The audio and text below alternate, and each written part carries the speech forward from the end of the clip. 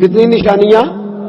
72 نشانیاں فتنوں کے دور کی بیان فرمائی. سب سے پہلی نشانی آپ نے یہ بیان فرمائی کہ فتنوں کے دور میں سب سے پہلا نقصان یہ ہوگا کہ لوگ نمازوں کو ترک کرنا شروع کر دیں گے. تم نے اپنی نماز کو بچانا ہے. تمہارے ساتھ تمہارا دوست بیٹھا ہوگا جو کہے گا یار بیٹھ جا پڑھ لیتے ہیں, تو ہر وقت مسجد ہی گیا رہتا ہے. فتنوں کے دور میں, آزمائش کے دور میں رسول کریم علیہ السلام نے فرمایا سب سے پہلا فتنہ میری امت پہ یہ برسے گا کہ لوگ نماز کو ترک کریں گے. پھر میرے حبیب کریم علیہ السلام نے فرمایا دوسرا فتنہ میری امت پہ یہ برسے گا. یہ ساری حدیثیں. دوسرا فتنہ یہ برسے گا کہ لوگ امانت کو ضائع کریں گے. امانت کو جو منصب بھی امانت ہے نا, یہ جس جگہ میں بیٹھا ہوں یہ عہدہ بھی امانت ہے.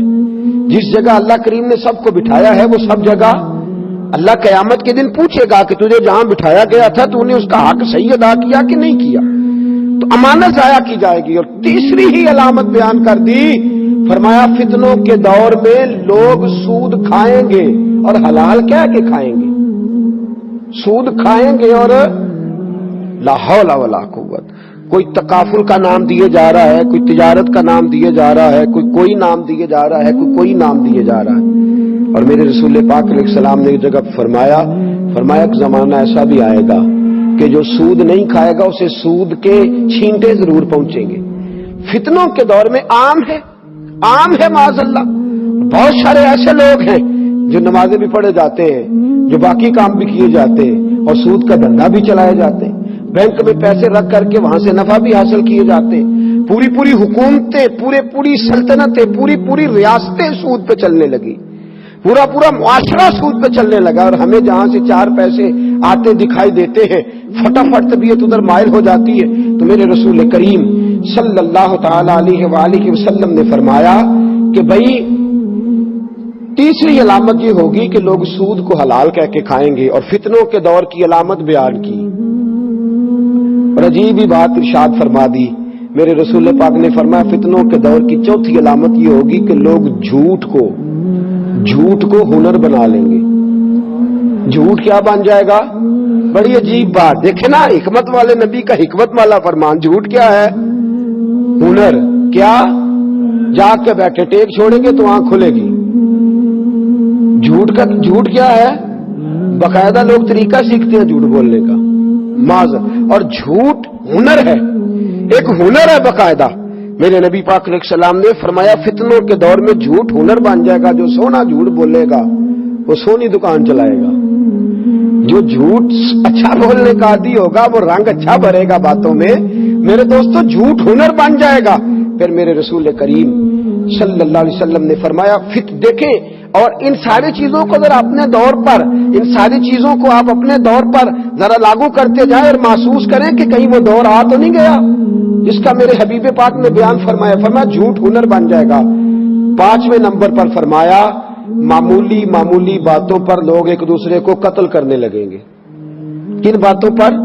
بھئی آپ دیکھ نہیں رہے, پانی پہلے میں نے لگانا ہے, وہ کہتا میں نے لگانا ہے تو بندوقیں نکل آئی ہیں. کوئی بات ہے جھگڑا کرنے والی؟ کوئی بات ہے 2 گالیاں دے دی ہیں اس پر خون ریزی ہو گئی ہے. معمولی باتوں پہ جھگڑے ہوں گے.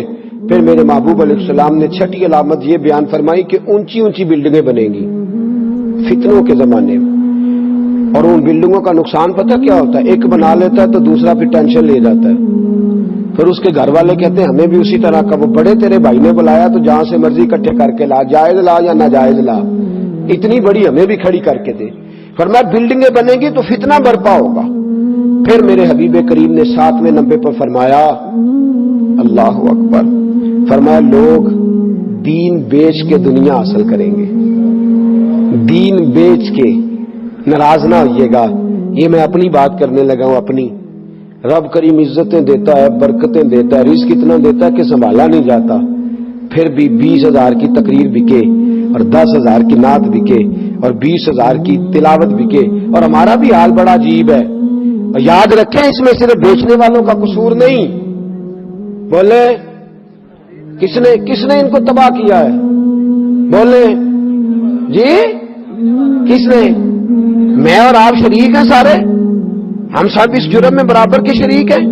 جس نعت کا کو پتہ چل جائے, جس کو پتہ چل جائے مجھے ملے گا کچھ نہیں, میں نے نماز پڑھنی ہے, اب میں نے پابندی سنت کرنی ہے تو وہ انشاءاللہ کرے گا سارے کام، لیکن اسے پتا ہے میں نے عشاء پڑھ کے آنا ہے اور فجر پڑھنے سے پہلے پہلے واپس جانا ہے. اور اللہ خیر فرمائے کپڑوں کے اوپر اس نے اتنا زیور اس نے ڈلوایا ہوا ہے کہ شاید اتنا عورتیں بھی نہ ڈالتی ہوں. اور لگتا ہے کہ ابھی میاں، اور میں تو چند لوگوں سے نعت سنتا ہوں، آپ کو سچی بات عرض کرتا ہوں، چند لوگوں سے، میں تو سب سے سنتا ہی نہیں. اور پھر ایک اور بات، اب تو عورتیں نعت پڑھنے لگی اور میری مائیں بہنیں سن رہی ہیں، یاد رکھیں خبردار، بالکل عورت کی آواز کا پردہ ہے. یہاں بھی کل نعتیں شروع ہو گئی تھی، عورت کی آواز کا بھی پردہ ہے، عورت کی آواز کا بھی پردہ ہے. بالکل جہاں مرد اس کی آواز سنے وہاں اس کو نعت پڑھنا بھی جائز نہیں، وہ نہیں پڑھ سکتی، شریعت اسلامیہ نے منع فرمایا. خبردار بالکل اس کا خیال فرمائے، کسی کو اونچا بولنے کی اجازت نہیں. جہاں مرد کی آواز بھی جائے تو فرمایا لوگ دین بیچ کے کیا حاصل کریں گے. جی میں بچوں کو بٹھا کے نا مدرسے کے بچوں کو اکثر پوچھتا ہوں، میں کہتا ہوں مجھے صحیح بتاؤ کس نیت سے پڑھ رہے ہو، بتاؤ کس نیت سے پڑھ رہے ہو. بھائی روٹی تو ضمنی بات ہے، وہ تو رب کریم اپنے دشمنوں کو بھی عطا فرماتا ہے، روزی روٹی کے لیے، روزی روٹی کے لیے. نعت پڑھنا تو حضرت احسان کی سنت ہے، اور نعت پڑھ کے جوتے بغل میں دبا کے پیسے اکٹھے کر کے بھاگ جانا کس کی سنت ہے؟ کس کی سنت ہے یہ؟ ساری رات نعت پڑھنا، فجر سے پہلے دوڑ جانا، یہ کس کی سنت ہے؟ ایک شاہ میرے پاس آئے، کہنے لگے جناب مولوی صاحب کو بلایا تھا، ان کے ساتھ 45,000 طے ہوا تھا، ہم نے کہا 40 لے لو، تو وہ ناراض ہو گئے، کہنے لگے پورا 45 لینا ہے. لوگوں کا خیال ہوتا ہے نا مولوی کے خلاف بات کریں گے تو سامنے والا مولوی راضی ہوگا، تو کہنے لگے جناب 45 طے کیا تھا، 40 دیتے تھے تو لیتا نہیں تھا. تو میں نے کہا کہ یہ تو آپ اپنی غلطی بتا رہے ہیں، طے کر کے آپ نے کیوں نہیں دیا 45؟ کیوں آپ نے زیادتی کری؟ جب آپ نے وعدہ کیا تھا تو آپ کو وعدہ پورا کرنا چاہیے تھا، وعدہ کیا تھا تو وعدہ. اور مولوی اور نعت خان قاری پہ تو تنقید ہو گئی. اب میں ایک اور بات کرنے لگا، وہ بھی ذہن کے اندر رکھیں، اس کو بھی ذہن کے اندر رکھیں. جو کمیٹیاں یہ کراتی ہیں پروگرام، وہ بھی تو ذرا اپنا حساب دینا کہ وہ کس نقطہ نظر سے کراتی ہیں، تبلیغ کے نقطہ نظر سے. جی جس کو کہا جائے نا کہ چپ کر کے ہاتھ میں نذرانہ دو، وہ دیتا ہے 50 روپے، اور جس کو کہا جائے نا ویڈیو بن رہی ہے ذرا پیسے دے، تو وہ پھر لاتا ہے دستیاں نئے نوٹوں کی 50-50 والی اور لگاتے ہیں آسمان کو. آپ یقین کریں مدارس اسلامیہ کی حالت بری ہو گئی. ہمارے پاس بچے پڑھتے نہیں، وہ کہتے ہیں 8 سال تعلیم حاصل کر کے 5,000 روپیہ مہینے کا ملے گا، ہم کسی گویے کے پاس بیٹھ کے سورنا سیدھی کریں، روزانہ کا 10,000 گھر آئے گا. یہ ہماری زیادتی ہے، ظلم ہے. ہمارے بچوں کو جو صبح سویرے پڑھاتا ہے، اٹھ کے روز 80 بچوں کا سبق سنتا ہے، وہ بیچارہ جس دن کا مجبور تھا اس دن کا مجبور ہے. اور پھر اب تو ایک اور تماشا لگ گیا ہے، اللہ خیر فرمائے. رات کو گندے گانے بولے جاتے ہیں، سویرے ٹی وی پہ بیٹھ کے دین بتایا جاتا ہے، اور نیچے پٹیاں چل رہی ہوتی ہیں جناب کی خیر ہو، جناب کی خیر ہو، ہر چیز ملما سازی.